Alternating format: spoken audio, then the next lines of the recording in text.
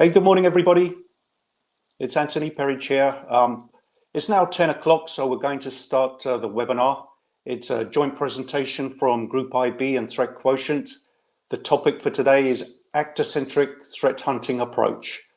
So thanks for joining us, and I'll start with the presentation. The running order for today is me with just a few minutes, a couple of slides to welcome you all. Thanks for joining and set the scene. I'm Anthony Perridge. I run our business in international markets, so basically everything outside of North America. I'll then hand over to Roy Picard, who is Business Development Manager for Group IB, the MSSP part of the business, and Roy's going to talk about some high-tech crime trends.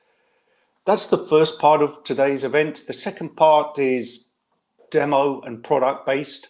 So Roy will be handing over to Falk. Falk is a threat intelligence engineer at ThreatQuotient, and Falk will be talking about today's topic from a threat intelligence platform perspective.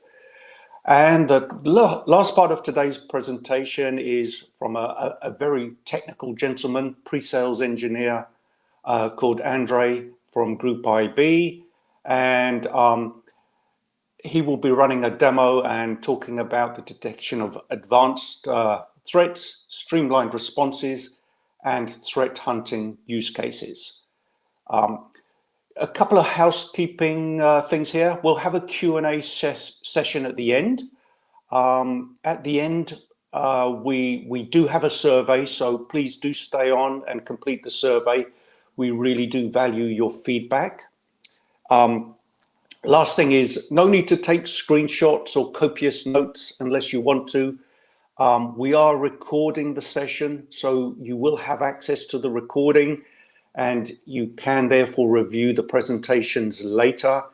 You can also share with your friends and colleagues. So just bear those things in mind. So, okay, now on to a couple of slides from me. So a threat intelligence platform. So think of it like this. A threat intelligence platform helps you with three things, helps an organization with three things. Starting in the bottom left is we help you consume threat intelligence. It could be from a commercial or trusted source like Group IB that you choose to pay for because it's high fidelity, high value. It could be open source. It could be internal threat intelligence because we have bi-directional integrations with your SIEM technologies. Within our threat library, which is your threat library and where you keep your threat intelligence or threat data, an organization has the opportunity to work with the threat data or threat intelligence to give it relevance and priority.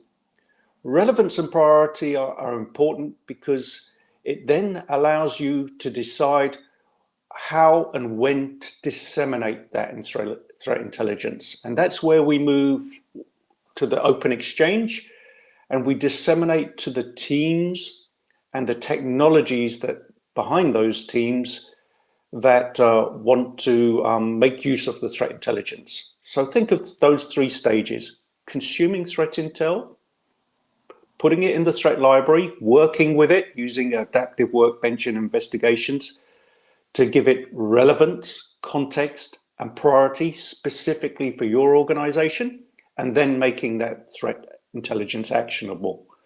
Why do we do those things? Well, probably three reasons. Reduce time to detection, reduce time to response, and ideally preempt a threat or an attack and put the protection in place before it reaches your organization. Another role of a threat intelligence platform is to be that glue or bus or broker between the technologies you have within your organization. And every enterprise organization has multiple and many technologies. Here's a snapshot of some of our integrations. At the top left, you can see where that we consume threat intel, threat data. And there you see Group IB, the trusted high fidelity threat intelligence source. But there's also open source sharing platforms, could be your community, could be your government. And then it's all about working with that threat intelligence, threat data, to enrich it, to give it more meaning, to give it more context. And then it's about making it actionable. And that's where we can block at the sensor, block at the EDR, block at the IPS, partner with a ticketing system like Resilient or ServiceNow, or partner with an orchestration type technology like Demisto or Phantom. So at a high level, that's the value of the threat intelligence platform. I will now pass over to Roy, and Roy's going to talk to you a little bit about Group IB and their research and what's happening in the market right now. Thank you very much. Anthony, thanks for the introduction. Appreciate that. Before we get on to the experts, I wanted to take a few minutes just to run through a bit of research we've done. As Anthony mentioned, every year, Group IB produces a report on high-tech crime trends, the reasons why we do this. So ransomware and affiliate programs are not new, but what we've seen from the middle of 2019 is a marked increase, not only in the number of these affiliate programs, but also in the trends that they follow and the focus, moving away from individual targeted attacks onto much larger enterprises. Indeed, they're becoming so popular that since the middle of 2019, we've seen double the amounts. And interestingly, so popular that many of the banking botnets are also moving towards these tactics, and even advanced actors that have focused on specific methods in the past are now adopting these same techniques.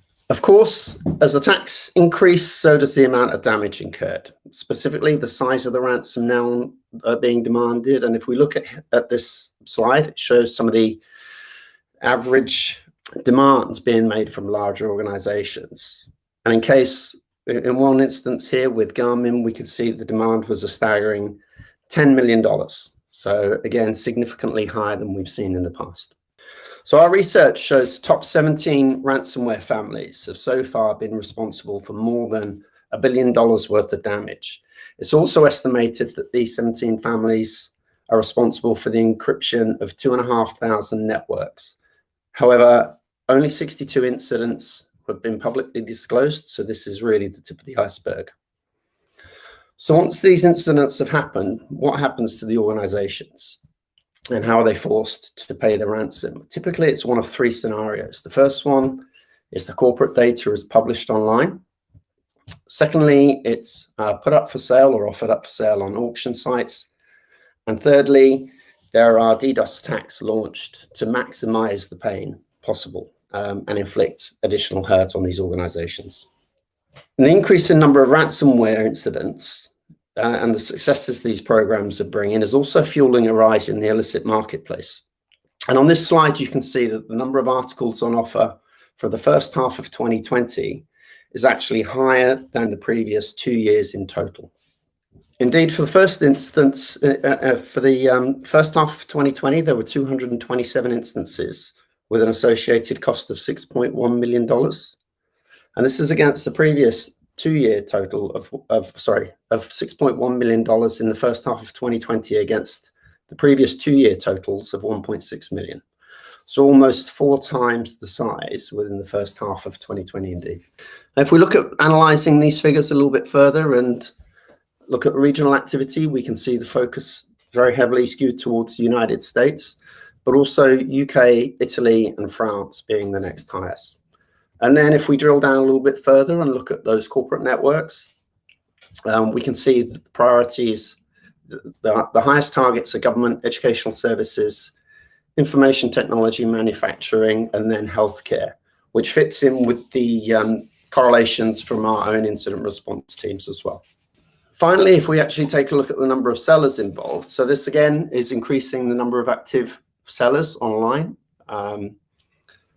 In 2020 alone, we've seen 63 sellers. 52 of these were not active until the first half of the year. So actually, it's encouraging a lot of new illicit organizations and sellers into the marketplace as well.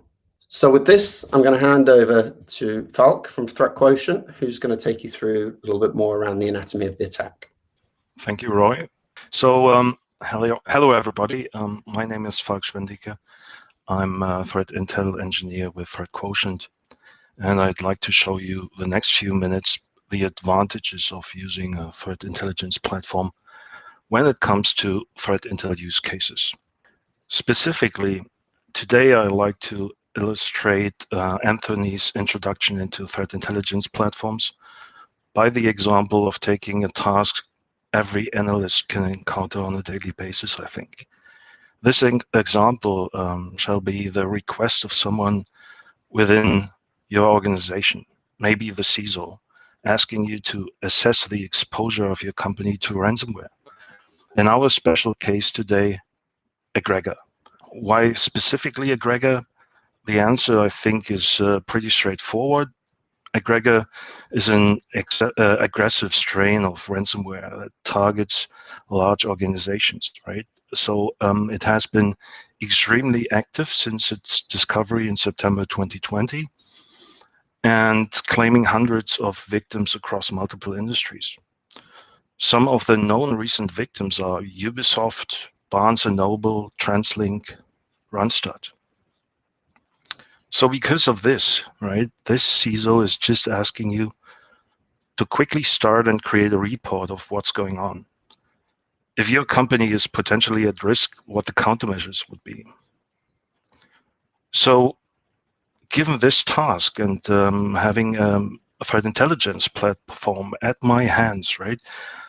Like this here, you see in the background, I probably would do as follows. First of all, in the background, you do see the landing page of specifically for this webinar setup instance of ours. You do see here in the bottom incoming threat intelligence from our colleagues from Group IB.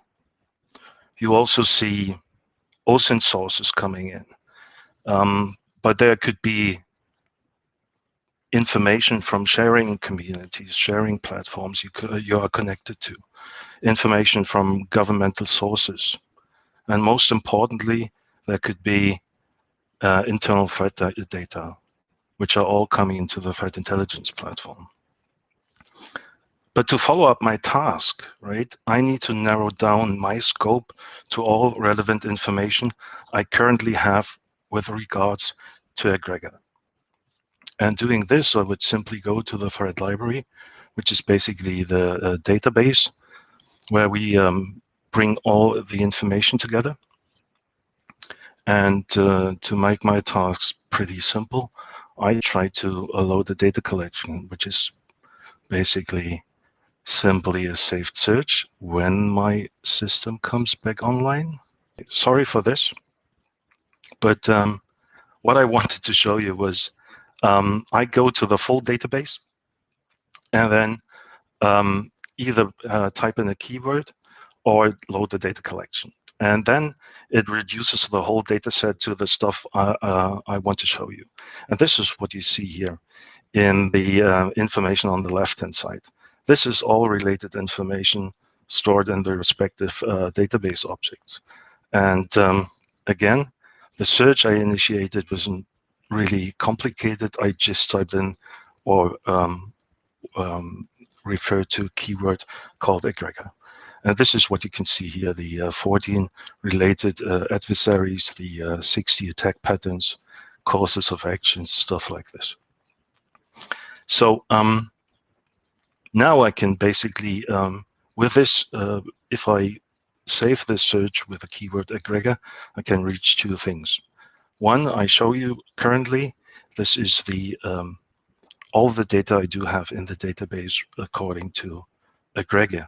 The other part is using this saved search as a common ground for creating dashboards. And this is what I want to show you next. This is the dashboard I created up front. So with this dashboard, solely based on these egregor-related data, I'd like to demonstrate some of the aspects Anthony mentioned.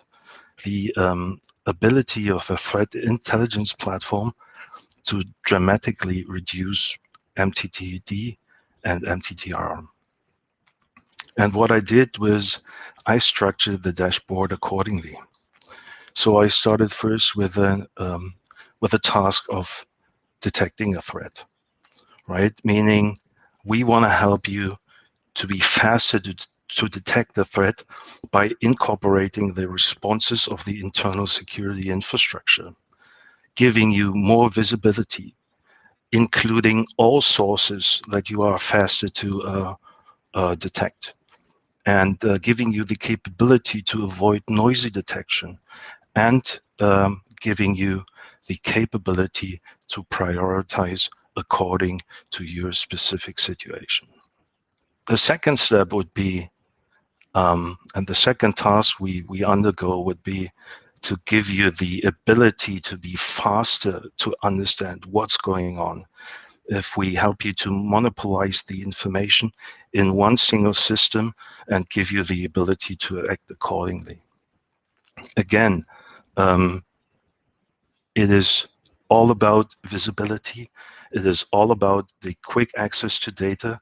It is all about the avoidance of data segregation, and the ability to give you proper context to your information that you can act accordingly. The third is obviously the ability to give you tools in your hands to remediate the threat if it's necessary, or if you detect something, an indication, to be able to change or establish additional security processes.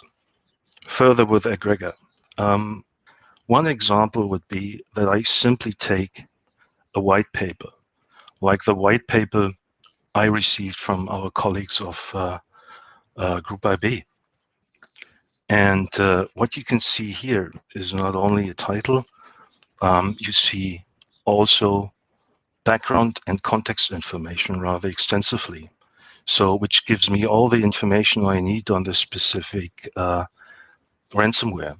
But also you do see here, linked to this report, indicators of compromise and malware, which then internally links to other information sources. Passing these information out of documents like these, or out of websites, or ingesting data from multiple feeds, like you saw before, leads to the operational part of my dashboard. And this is what I quickly show you here on top. This is the total number of indicators related to Egregia, right? Based on my search. What you see left to it in the widget, you see all the sources reported to the system about these indicators. Like like our colleagues from Group IB, which told us explicitly what's going on, or open source information. Much more in quantity, but less context. The number 45 here on the right-hand corner represents the curated number of indicators I sent to devices of my internal security infrastructure, and also represents our aim as ThreatQuotient to always send the most actual and accurate data. This is based on the decision we made. And this decision was made by using the inherent scoring capability of ours, which allows customers individually to differentiate between noise and most relevant information at a given time. The result of the scoring you see right at this, right at the total number widget. So this observables by score. And this is a nice bar chart, right? And it's also the result of the criteria which I set up for my appliance, where I defined what exactly I want to send to my internal security infrastructure. And the number 145 exactly represents indicators with a score equal to and higher than 6.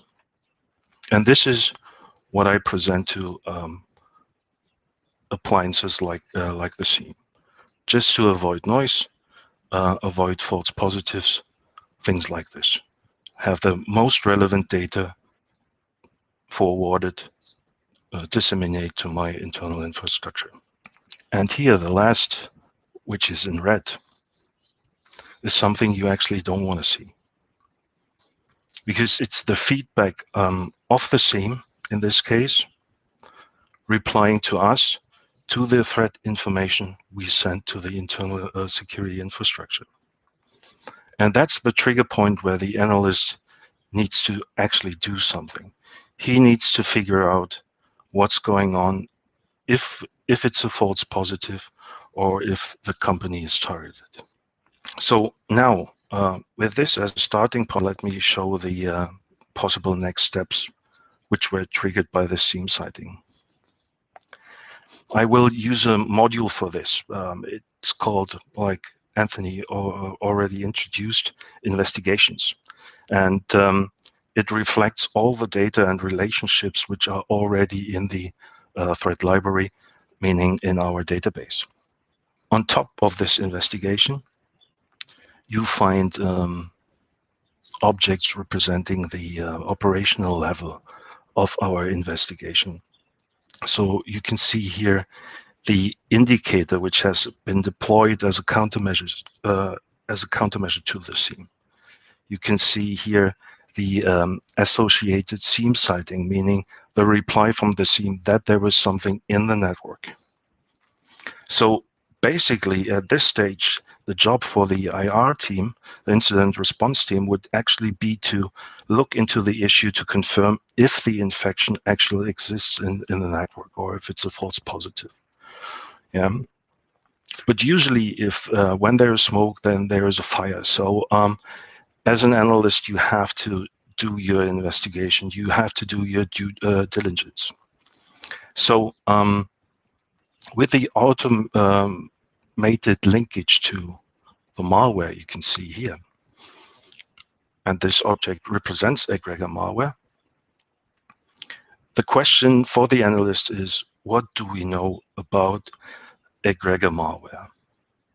What is our database telling us about this specific malware?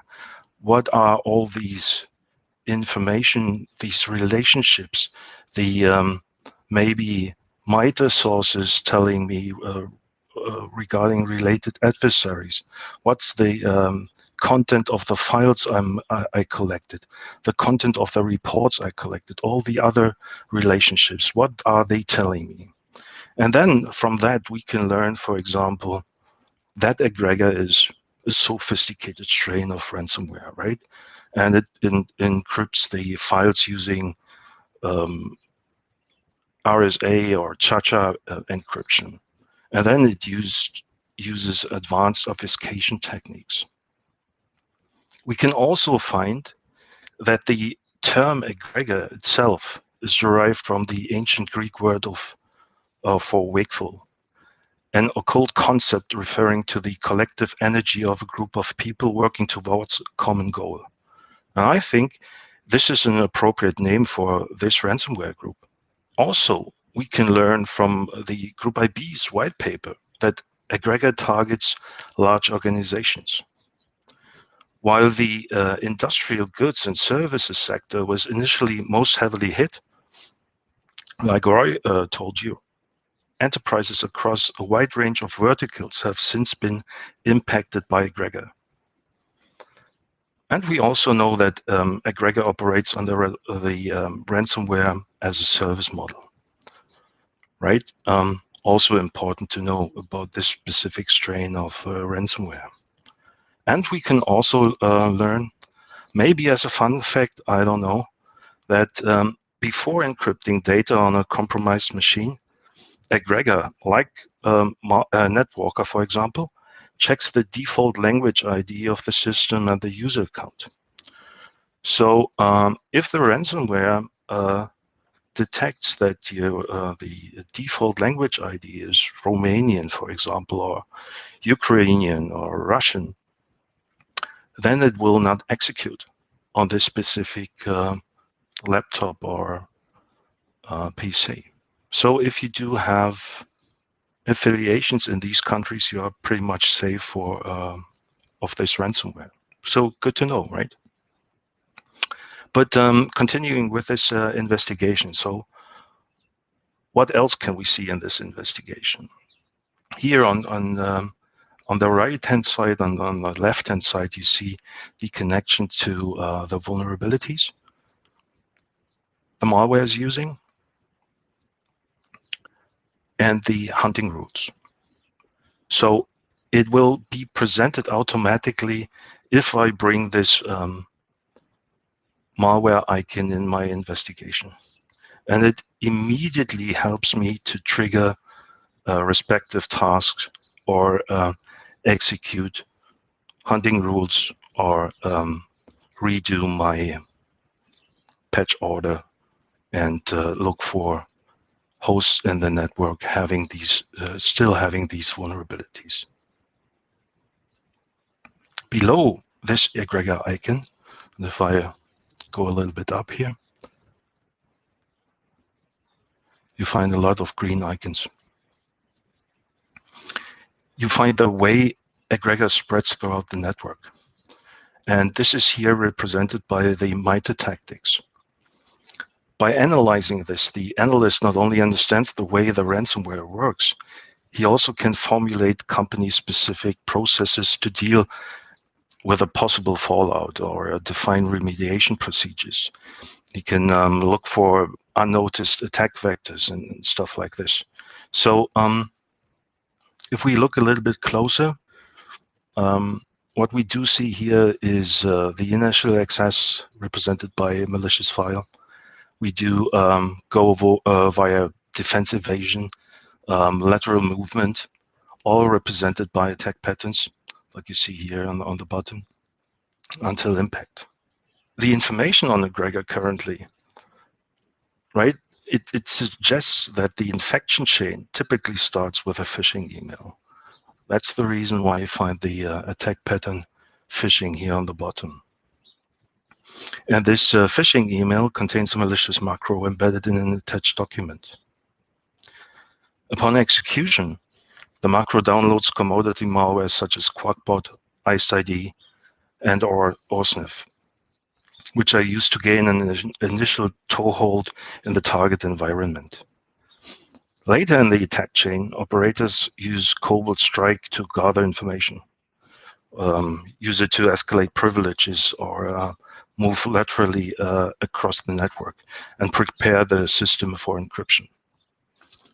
To exfiltrate data, operators typically use rclone, an open source command line program used to manage cloud storage. And there have also been instances where operators use Cobalt Strike to create an RDP connection with other endpoints and copying egregor to it. So that's the way of the movement of egregor throughout the network. But understanding the way egregor operates allows the analyst to initiate actions to remediate. And it doesn't matter if it's meant as a proactive task or a necessary reactive task. So, and that's the reason why I arranged around the information request object here lots and lots of tasks or courses of action, because these are the tasks and actions you have to execute in order to be safe of this kind of ransomware. So there would be at first cybersecurity awareness training, because it ransomware usually would be propagated by phishing emails. There would be credential hygiene. This is something an organization should employ, right? There would be the multi-factor authentication, because it brings in a higher level of security to organizations. There would be security patches, as you already saw. There would be probably a revise of your backup strategy in your organization. There would be other tasks like hardening of your networks, servers, or operating systems and applications, or going to block macros in the Microsoft Office environment. You may employ email authentication. Think about network segregation. You should employ network monitoring and think about regularly doing penetration testing to your network. And maybe you might revise your incident response plan. You can just put it in here as a singular task, or for example, create an course of action object and just summarize everything you have to do if the company faces a ransomware attack, or if the region faces a ransomware attack, or your specific vertical faces something like this.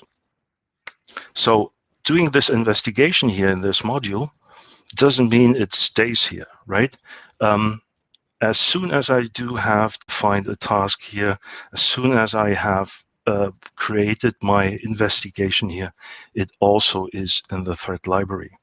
So this is therefore also to be seen in the dashboard, and that's basically the third part here. You see the vulnerabilities which were taken over. Therefore, you can, as I said before, look for hosts which are susceptible to these vulnerabilities and reorder your patch order. You have all the active tasks you defined during this investigation, so you can follow easily up, and you have your countermeasures here listed, which you can do in a short-term or mid-term time frame, just to make sure that your organization is safe. And at this point, I'd like to stop my presentation and hand over to Andre to tell you exactly how our colleagues from Group IB managed to provide such extensive and comprehensive threat information. Thank you so much for going through this material and through this process so thoroughly. So I just have nothing nothing left to speak about, but I will try to do so, and we'll try to bring much more handy and interesting topic and details about not only the ransom groups, not only about the solutions, and not only about Group IB or ThreatQuotient, but also about the processes and how you can implement them to strengthen your internal security measures or internal security processes in order to be able to counteract the nowadays threats, nowadays attacks, and be ready to them. So yeah, I would like to start with this, and just 1 second. I also have the presentation with the demo, so we'll not try to bother you with the slides, but it's just a perfectly fitted information, and I will be really succinct in that. So we will have the Q&A in the end, as Anthony said. Nice presentation in the middle that was also performed by Falk, and I will try to do my best in this field as well. And follow-up materials with the marketing team, so you could be on the same page with us and know about all the recent materials and all that we went through today. So let's start. I want to start with the detection approaches or evolution of them. So, of course, it's kind of the field that everyone is familiar with, but there might be some misuses of the terms, or not enough understanding, or maybe some gaps. So, at the left, you can see the more traditional or conventional approaches, such as the signature-based approach, which everyone knows. Of course, there was an emergence of the traditional antiviruses and IDS solutions that can actually help you only with the known malicious patterns of the code injected in the executable file, for example, or non-malicious traffic that can be covered or matched with the signature that you have. So, of course, at the time that the adversaries were trying to hide their activity or somehow obfuscate the code, for example, so therefore the signatures will not work properly, there was an emergence of the new way of dynamic analysis of the code with the solutions such as the sandboxing, the new next-gen antiviruses, and so on. Of course, the adversaries are not staying at the same stage, let's say, or in the same step. They're always evolving and continuously doing that. So they started to use the legitimate tools in the multi-layers attacks. So to counteract them and to know about them, to know what the tools that they use and how you can actually counteract them and find or hunt for them, you should actually gather this information within one pane of glass or within one system where you can then correlate it, as was perfectly shown in the by Falcon ThreatQuotient system, for example. So you can actually operate with this.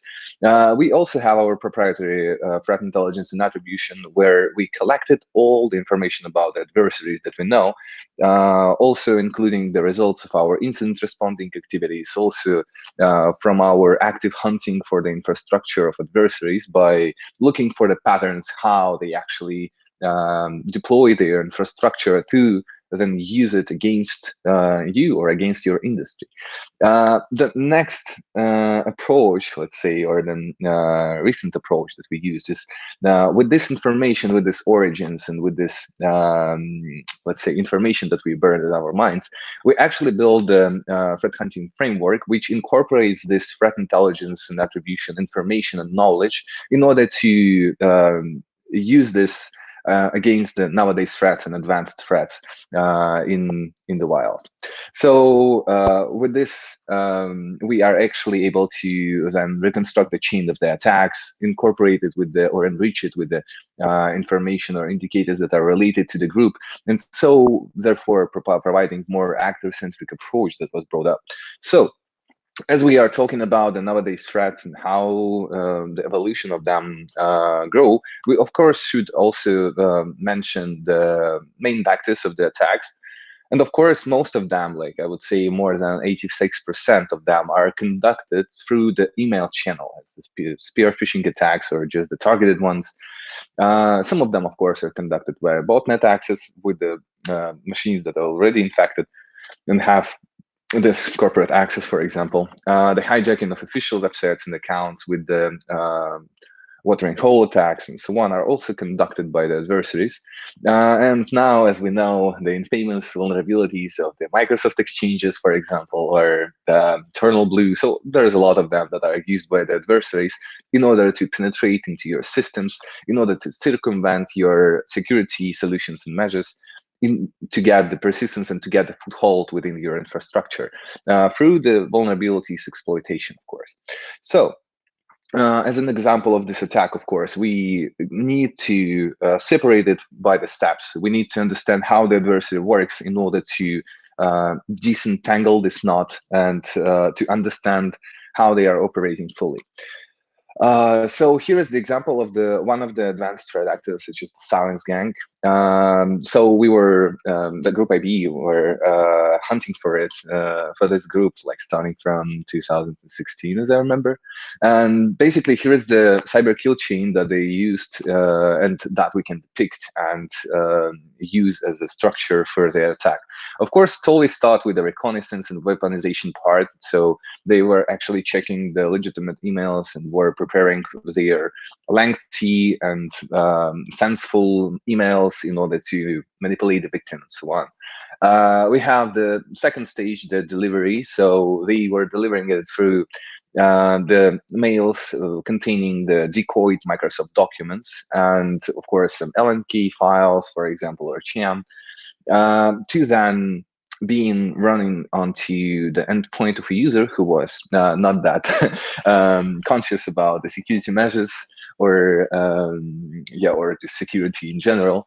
Then they got in the endpoint infected and got the persistent, while then be able to move them laterally to get into the ATM's network and then use their own tools in order that were actually built upon on top on the legitimate ones as well, or the widely used ones, in order to cash out the money, for example, as they did, or conduct or steal the important and sensitive data. So while understanding this, and after you got the idea of the cyber kill chain, of course, you might understand that the tactics and techniques of and procedures of the cyber gangs are pretty the same. That's why we have all this structured manner of displaying this information, such as the Mitra, such as any other frameworks that are used to describe this activity. And so in this regard, actually, everyone was thinking about the more convenient way to approach this problem, to approach these threats and threat actors.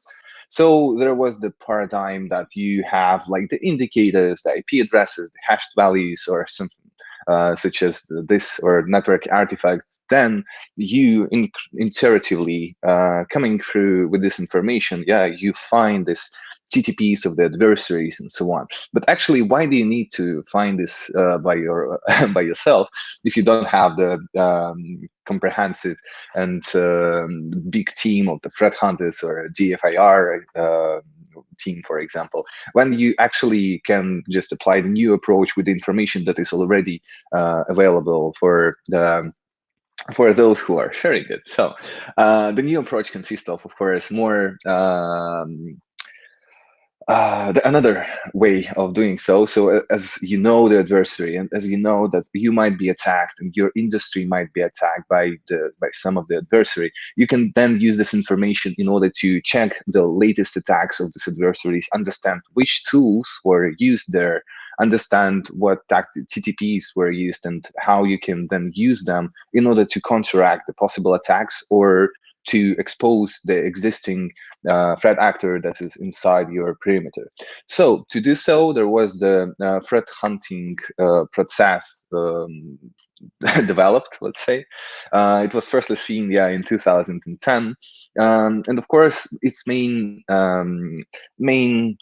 difference, let's say, between the SOC operations, or so-called reactive approach or reactive detection, is that the threat hunting is the iterative and proactive process of fighting and hunting for the threats that might be inside your infrastructure.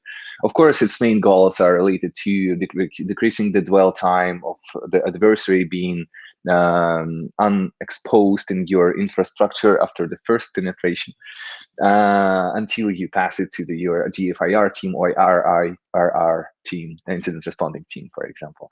Of course, some complementary items of this process might be the effectiveness checks of your existing security solutions, identifications of the gaps in your infrastructure, and so on. So let's take a deep look into the threat hunting process and how it can actually help you in order to even hunt for the nowadays threats and be able to respond to them.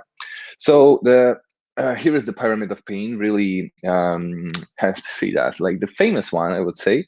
And we see here that the part of the threat hunting actually is basically not this trivial, easy, and simple things that are described here, such as the IP addresses or hunting for the hash values of the files or domain names, but actually for the TTPs of the adversaries, the tools that they use, some specific artifacts and signs that they left upon or after being executed, for example. And of course, in this regard to the threat hunting process itself, of course, there are some steps of your threat hunting team to become mature, to grow, and to be able to respond to the nowadays threats. And we can see and look at the squirrel model. Is actually the model that is describing how your threat hunting process will grow. What steps do you need to perform to educate personnel, to establish a more solid groundwork. So, such as, for example, here we see that the 0 level relies primarily on automated alerting. So in case if you have the SIEM solution that has some information incorporated, then your threat hunters just the beginners. So they will just start their hunt upon the alerts that might be false positives. There might be a lot of noise events, for example, as was also mentioned. And this stage is also described as the one when you have the low or middle data collection routine, of course. With the next steps, your threat hunter is starting to use more more confident sources or more reliable sources, such as the threat intelligence that can provide actually you the threat hunters and your team to search for specific indicators, of course, but it's just the beginning, or it's just the really how to say that, even the beginner's user point of view onto that.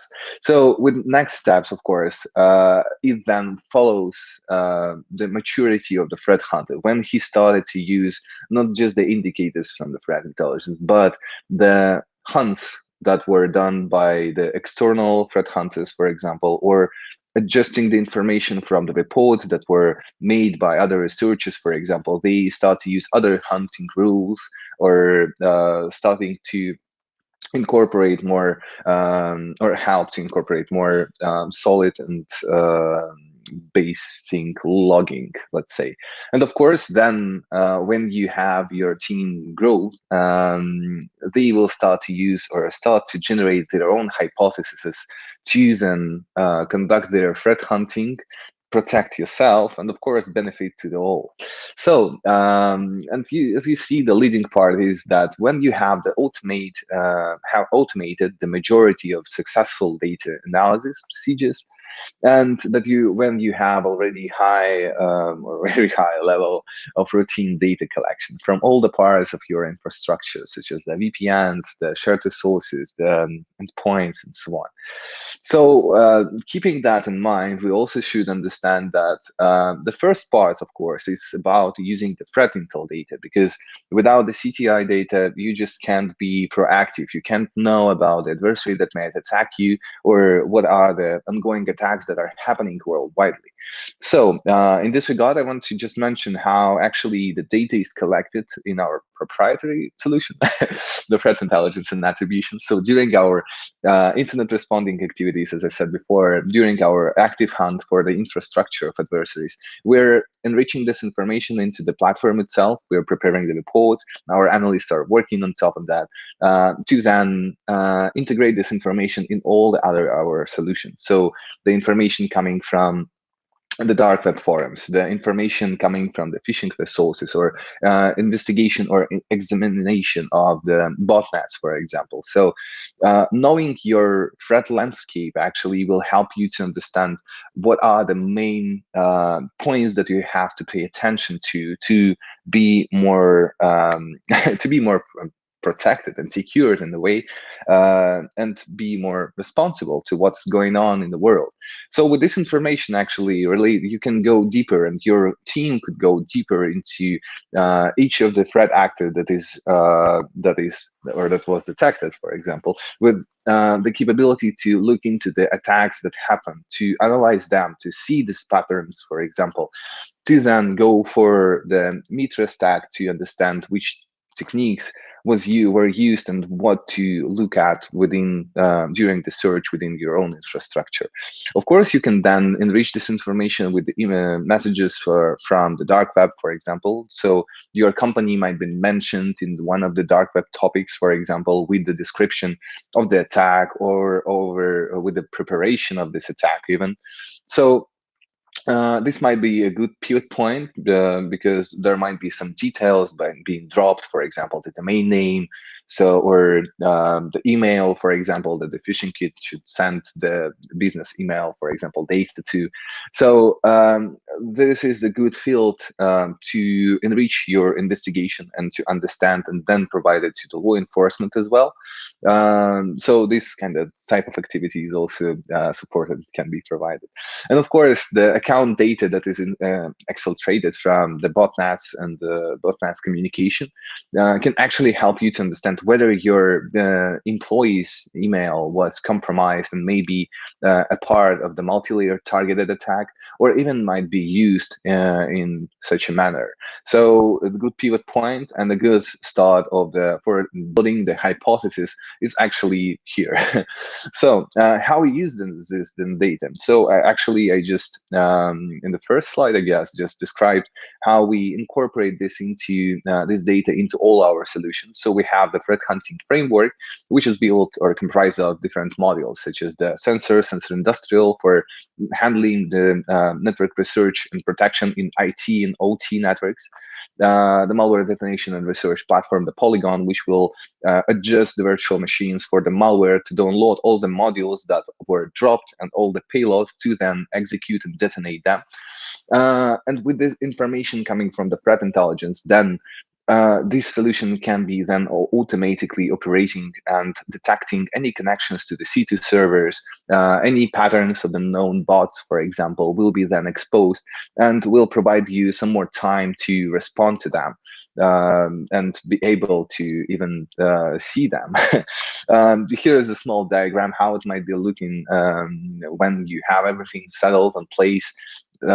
So the sensor, the Polygon, the handbox that are placed in the DMZ, in your IT infrastructure, there might be some shared resources such as the shared folders of the Windows shares or SMB, NFS, for example, that also might be used by the adversaries in order to conduct their lateral movement to then spread out onto the whole infrastructure.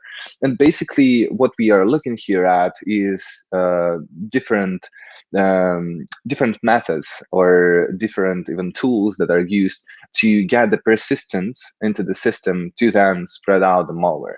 And here actually you can stop this attack even on the earlier stages.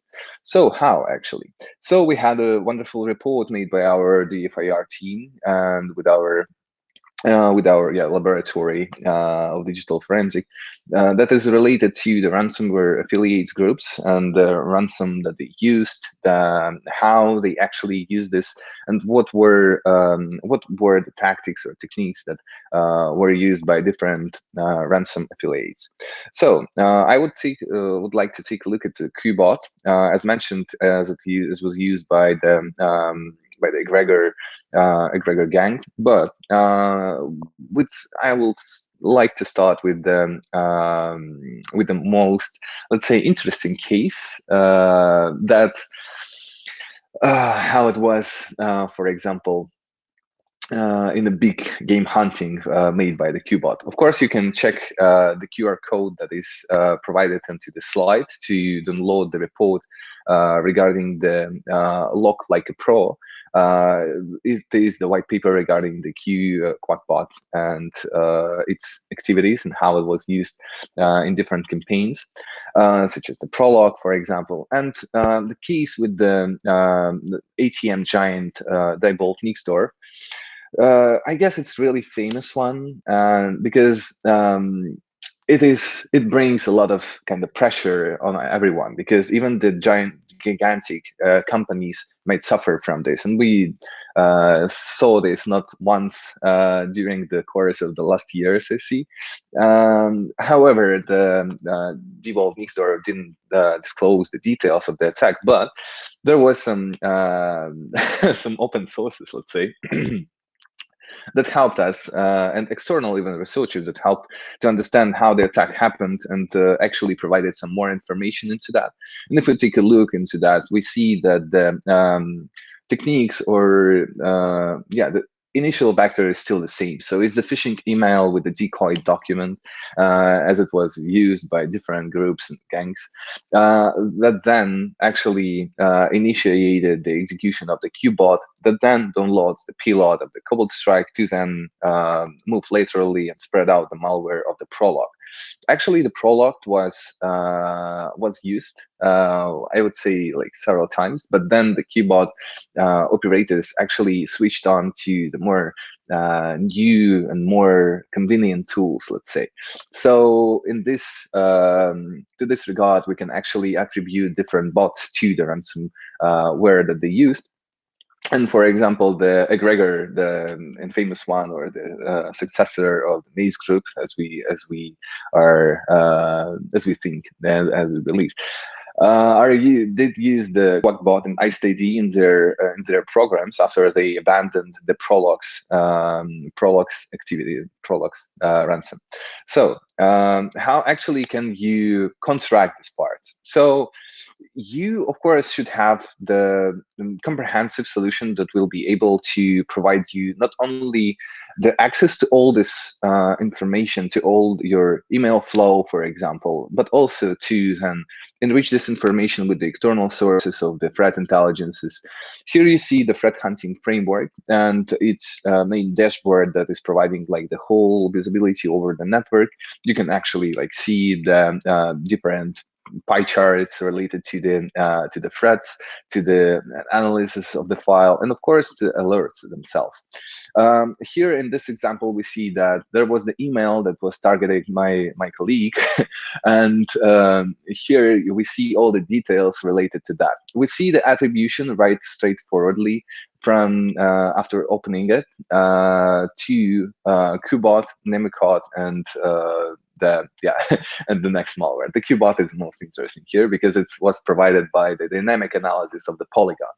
Right now, we came from the analysis of the email to the Polygon report. The Polygon, as I said, the malware detonation and research platform that actually is used by our malware analysts to enrich the indicators, to disclose the infrastructure of adversary. Here you can see the video of file being executed. So it's another Excel file that was trying to be run and to deploy, to deliver the Qbot. So then the Qbot will use different techniques in order to of course, deploy and deliver the ransom then, or the Cobalt Strike as an additional step, let's say. Of course, all the markers are highlighted and provided in matched with the Mitre matrix as well. The file structure, as the Polygon, can work with different archives, and as we are talking about the advanced threat actors, they actually might use some public hosting, public file sharing sites, such as a Dropbox, for example, or Google Drive. And to this regard, actually, we, keeping that in mind, delivered the functionality that our sensor actually will then follow this link, download this file, will use the different vocabularies or the context of the message to then unarchive this file and then run it, of course. Here you see the last actions, let's say, or the process tree of this file. So what's the most important thing in the enrichment of the indicators that were gathered from the Qbot sample, as we see here, is that every part of this malware can be then, of course, downloaded and then analyzed by your team or provided to your CTI team or malware analyst team in order to enrich your own sources, to enrich your own knowledge upon that. The another example is the Hansitor, the operators. Actually, the Hansitor is the second name. We get used to call them Balbasi. It's the another name of it. The advanced is marked with the question because actually we have some suspicions that they just used like different tools, but we still can tell that they use like some comprehensive, tools that were specifically modified to then spread out the malware and so on. So they use the same stack of the Cobalt Strike and Mimikatz to get the persistence and then go laterally. The initial vectors here has changed, of course, as you see the phishing email, of course, as in again, the email should be protected. The email system should be protected from such operators. And of course, RDP brute forcing, that was actually also the a part of the penetrating. So then you can actually follow the link from Hansitor to the attacks that are shown right now, and then check all the indicators, the emails that were used, for example, IP addresses of the infrastructure, to then block them on your IDS, IPS solutions, or be ready and trying to hunt for these indicators. But of course, the indicators is not the best thing to hunt for. So they use the ransomware Kuba. They have the really spread the geography of the attacks.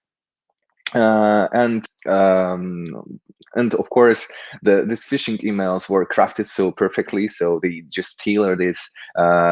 It's really similar as a Qbot variant, but here they use the lookalike to DocuSign document that you open then. And of course, yeah, of course, it will, this Excel or Word file will drop the executable to then use your system, yeah, as another access to the corporate network.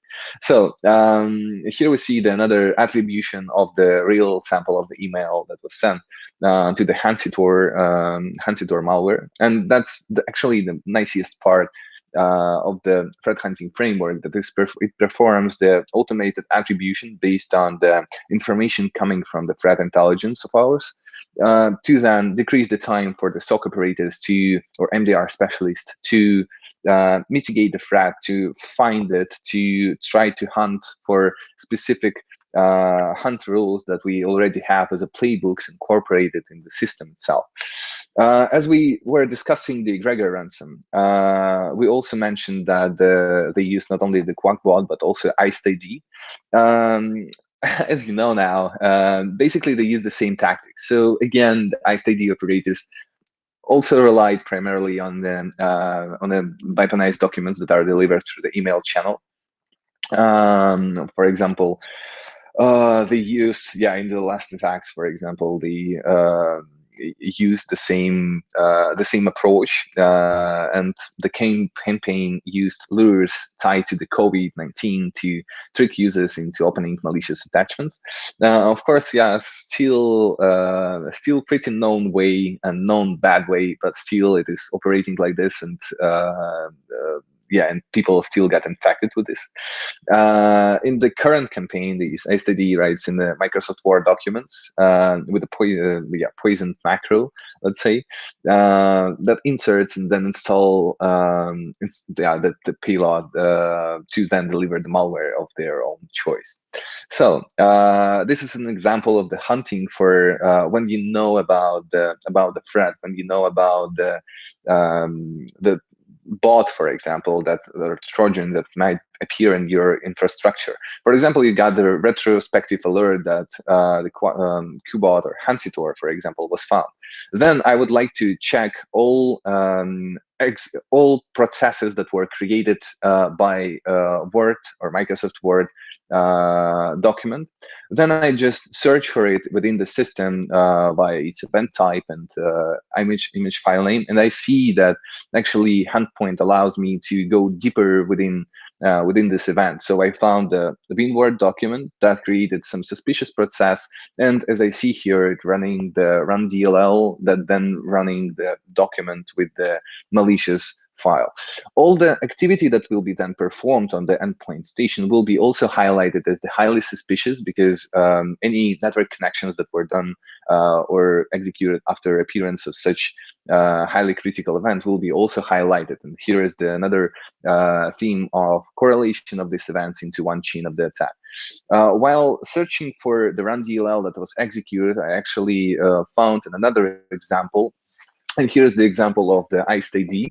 And of course, if you have the XDR, for example, or the solution that can actually incorporate the information from the threat intelligence to your existing infrastructure, you can actually have all these alerts even on the first steps.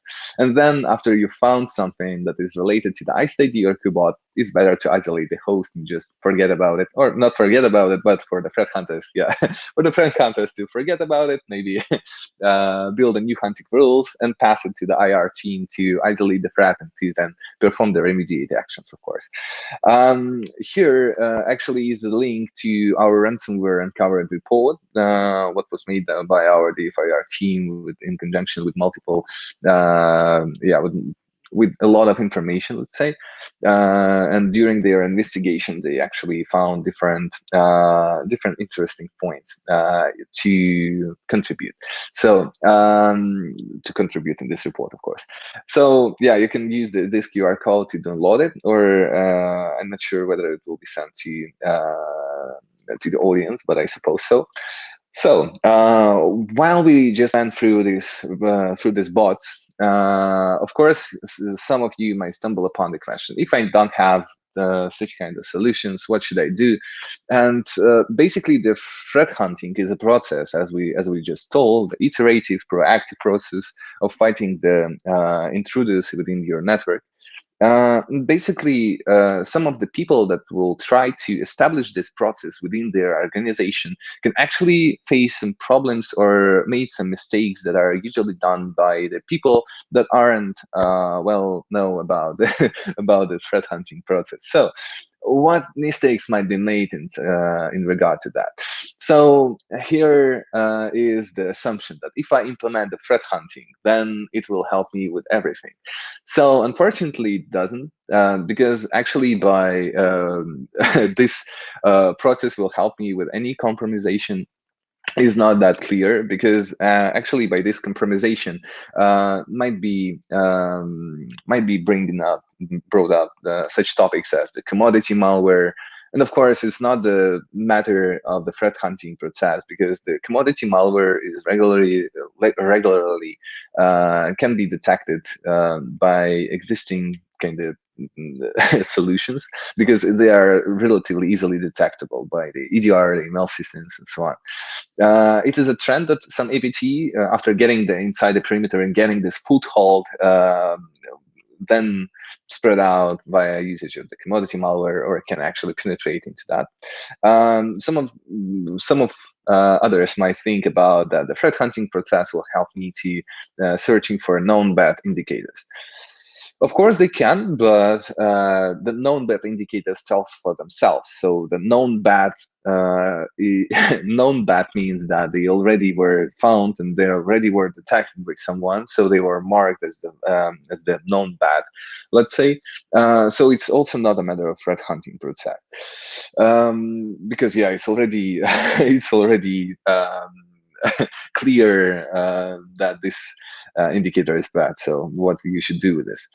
Of course, some of others might think about any other activities such as brute forcing attempts or vulnerability scanning events, antivirus false positives. Of course, you or threat hunting team should look into this field or into this space of logging, into this information, but you shouldn't start your hunt from this part, because actually it's just the noisy events that might then just mislead your team to nothing. So of course you can then support your hypothesis by analyzing the vulnerability scanning events or the brute forcing attempts in order to find this penetration or part or the step of the penetration or point of it. But really there is only the thing that are left is the real threat hunting things. So how to establish them? Of course, at first you need to set up the pretty solid logging of everything that you have, such as the VPNs, endpoints, the network traffic, emails, so on, to have this kind of general or common knowledge base of all the information that you or your team has.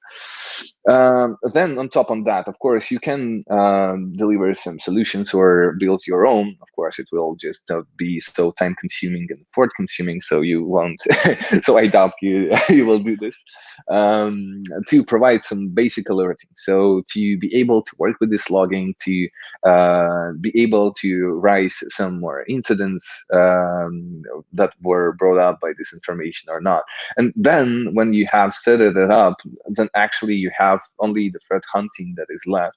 That will help you, of course, to understand whether these signs are so these ambiguous signs are related to the legitimate activity or not, for example. So the alerting, for example, will not help you to do so, but the experience of the threat hunters will. So when we have set up the logging, then we actually have this generalized threat hunting process. Is when you have these threat hunting teams that are sitting in your company and thinking that, oh my gosh, we have the penetration made by some threat actor. That might be scary even sometimes.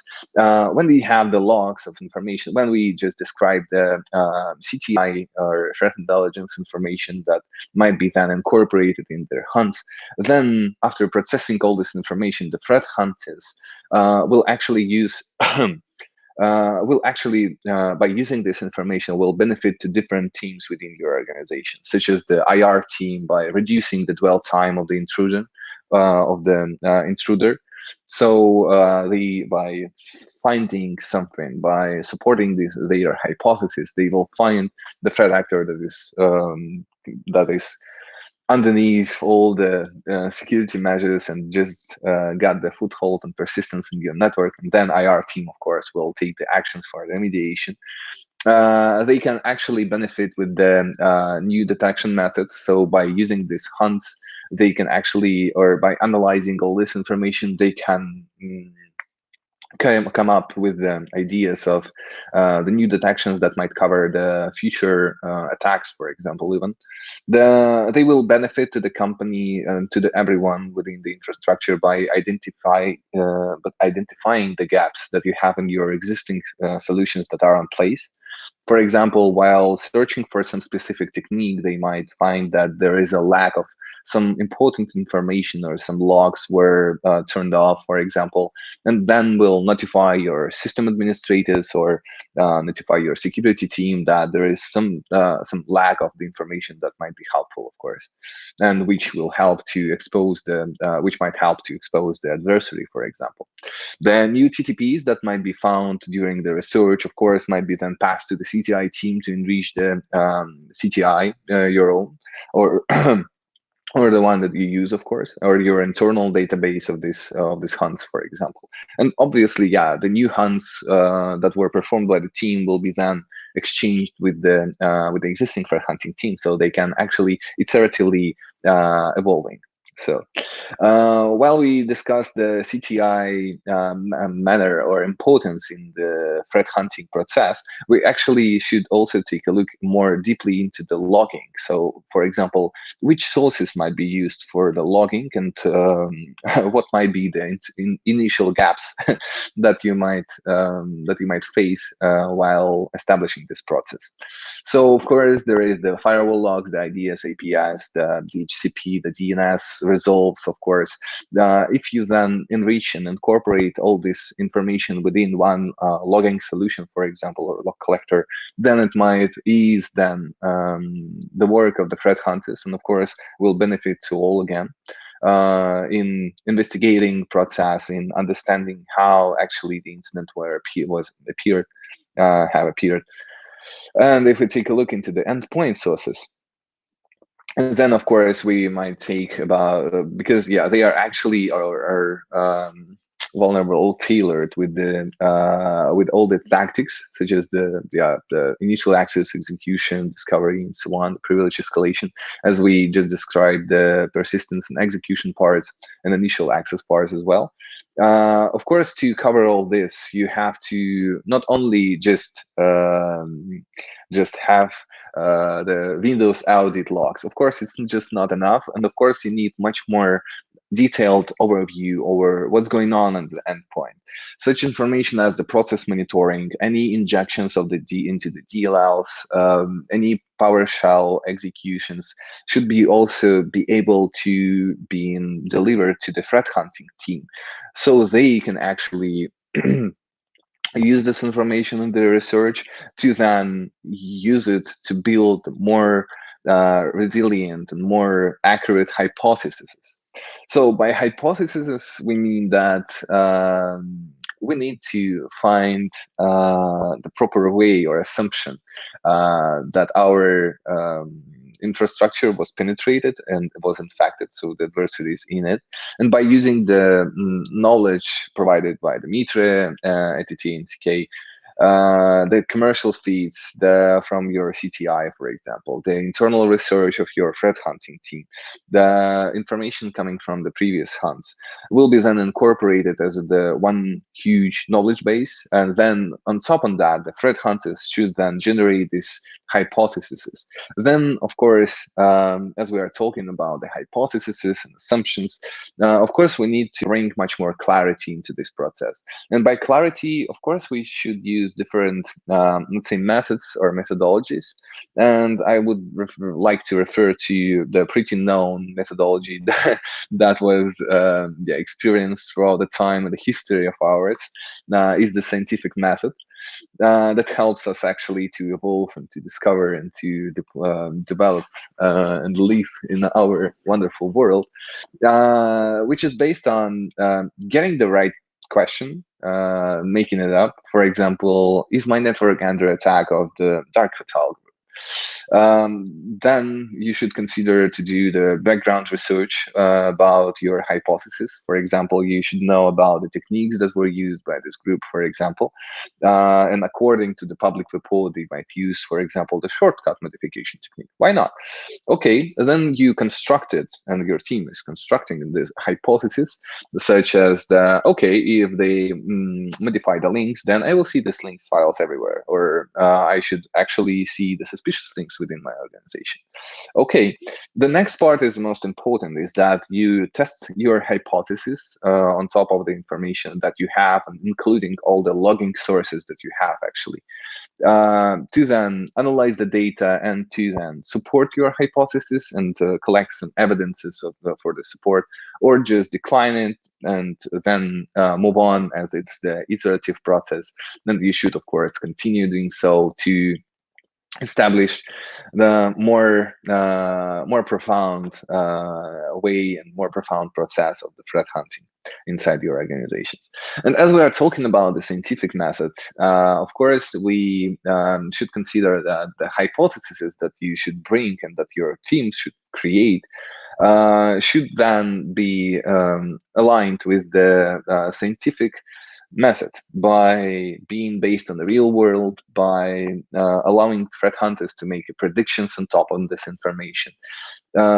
It should be testable. It should be able that you can actually test this hypothesis, because just by asking like whether I have backdoors in my motherboards, for example, is not pretty good way to to start your hunt.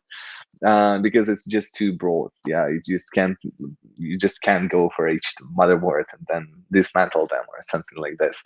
And of course, this hypothesis should give you the new information after being proved. So then you can iteratively use this piece of information in your further researches in attempt to find the new or connected occurrences to the known threats.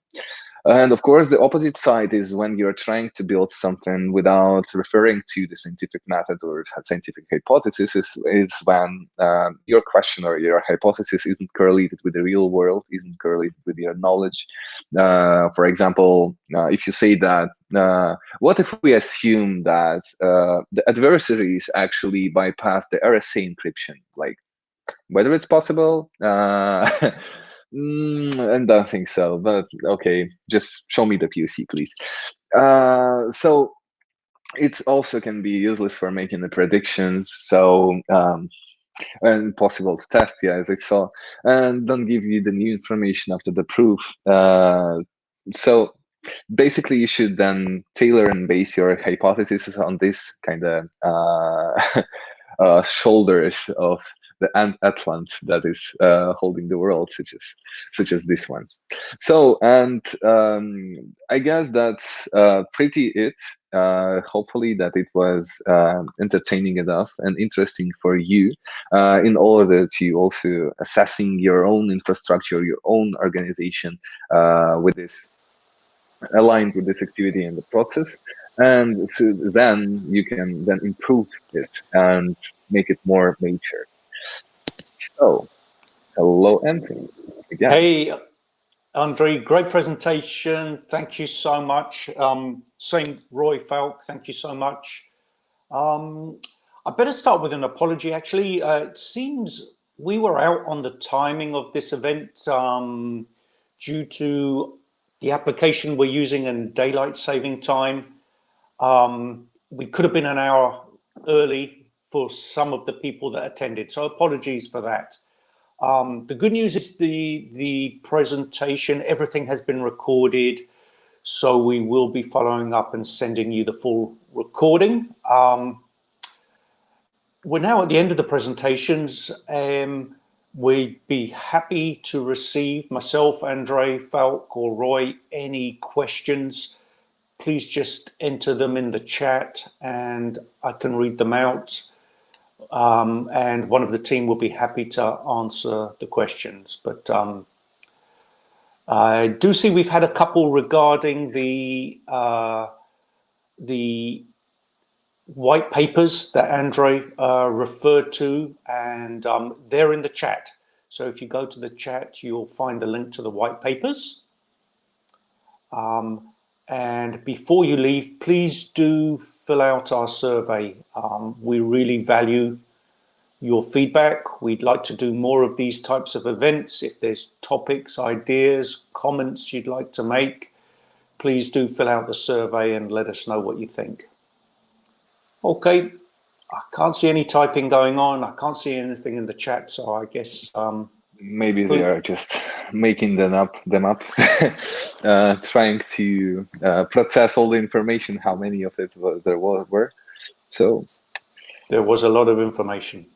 Oh, absolutely.